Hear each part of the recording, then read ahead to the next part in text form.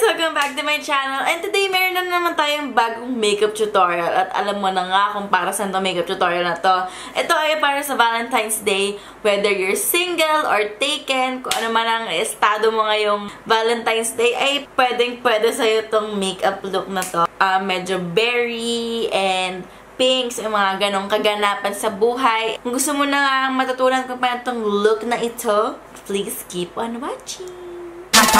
Hello, bitches!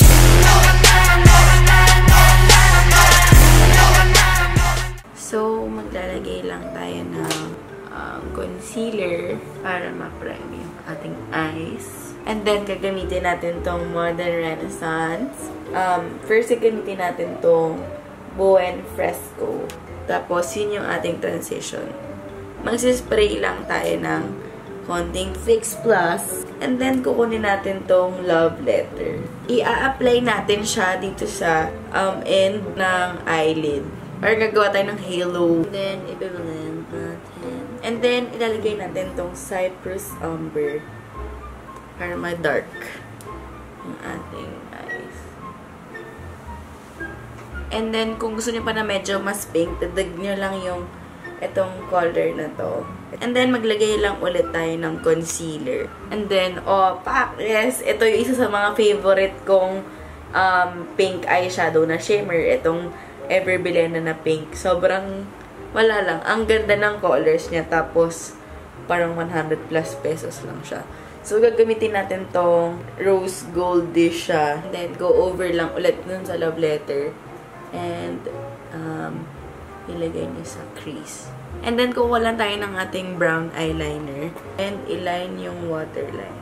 Natin yung brown dun sa binaglagyan natin ng binabalikan ko lang ulit yung brown para kasi kadugtong niya tong smoke natin sa ilalim na brown. So, inaangat ko ulit siya dito sa crease at dito sa may inner corner.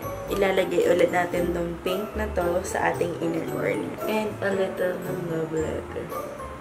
And then, maglalagay lang tayo ng white. And then, line our eyes.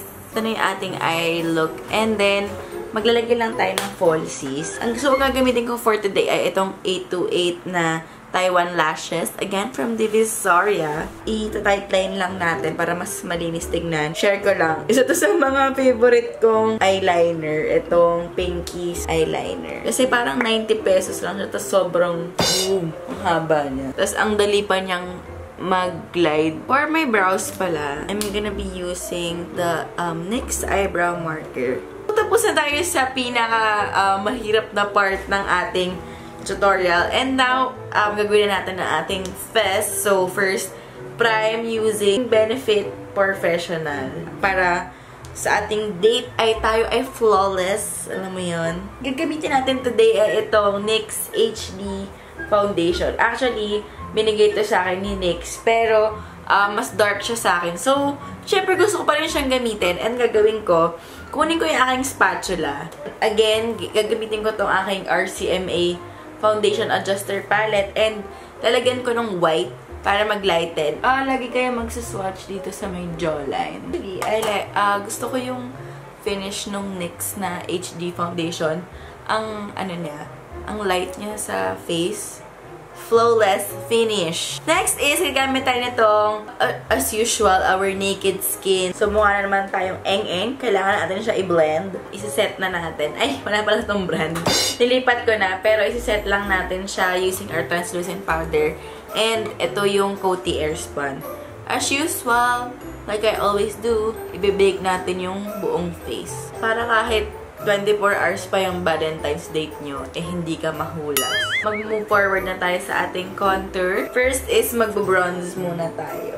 Ito yung isa rin sa mga favorite palettes ko. Bukod na sa affordable siya, eh ang ganda rin ng color payoff. So, thumbs up. And then, contour. Diba? Ang tapang ng contour natin.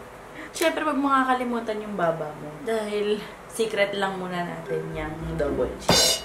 And of course, wag natin nga kalimutan ang nose. Hindi pwedeng mawala yan sa Valentine's Day. So, gagamitin natin tong Too Faced Power of Makeup, yung blush dun sa loob. Kasi, natatema lang din naman to sa Valentine's Day. Ilaban na natin. Meron na tayo ng parang Morphe Kineme, pero ito ay from Jessup. Gamit, ano pa nga ba? Mag-highlight na tayo. Are you ready? Yes! And after nya, mag-lips na tayo. So, for our lips, mag-ilaline muna natin. Siyempre, magde-date kayo, magde-dinner. So, kahit kumain ka na, may kulay ka pa rin. Hindi kasi ako nag-lipstick, lalo na pag buffet. Boom! Next is yung ating liquid lipstick na Sleek Matte Me in Birthday Suit. And then, lalagyan natin ng gloss. Diba? Ang daming layers eh. Kasi inaalala ko talaga yung pag kumain kayo. Para pag kumain kayo na isa, yung unang layer mawala. Pangalawa, ayan. O, diba? And then, tatapusin natin tong look na to with setting spray. I'm gonna be using MAC Fix Plus para kahit bukas pa kayong matapos mag-date. Yes!